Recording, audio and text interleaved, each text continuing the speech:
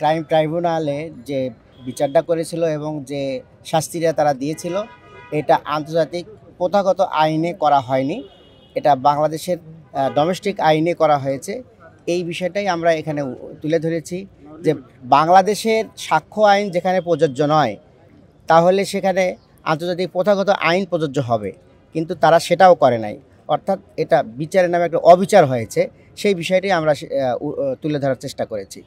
আদালত জানতে চেয়েছিল যে বিষয়টা লিভ লিভ টু আপিলের মাধ্যমে হবে না সরাসরি রিভিউটা গ্রহণ করা হবে, নিষ্পত্তি করা হবে।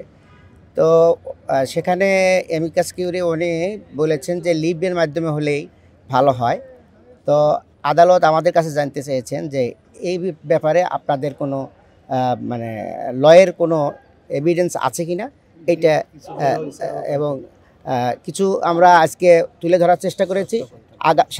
সাতটা গ্রাউন্ড দেওয়া হয়েছে, আগামীকাল আরও কিছু গ্রাউন্ড আমরা তুলে ধরবো ইনশাল্লাহ। এই মামলার শুনানিটা শুধুমাত্র বৃহস্পতিবারের দিন ধার্য থাকতো। তো আমরা যখন কর্মসূচি ঘোষণা করলাম তখন আদালত এটাকে কনসিডার করে এগিয়ে নিয়ে এসেছেন। তো যেহেতু আদালত তাদের একটা সহানুভূতি সদিচ্ছা প্রকাশ করেছেন, এই জন্য আমরা আমাদের কর্মসূচি প্রত্যাহার করেছি এবং আইনের দিকে আমরা তাকিয়েছি ন্যায় বিচারের জন্য। আমরা তো ন্যায় বিচার চাচ্ছি, যেহেতু অন্যায়ভাবে মৃত্যুদণ্ড দিয়েছে, এটা ন্যায় বিচার হলে আমরা আশাবাদী এটা খালাস হয়ে যাবে ইনশাল্লাহ। আগে অর্ডার হবে, আমরা দেখি কি আইন মানে রেজাল্ট হয়। তো আর আসলে আইনজীবীরাই এটা মানে নির্ধারণ করবেন যে কিভাবে রেমেডি করবে। আইনজীবীরা পরামর্শের মাধ্যমে সংগঠনের কাছ থেকেও তারা জানতে চাইবেন, সব মিলিয়ে একটা সিদ্ধান্ত আসবে। আজকে তো বললেন টপমোস্ট থাকার কথা, আজকে জানা যাবে যে কত নম্বর তালিকা থাকবে।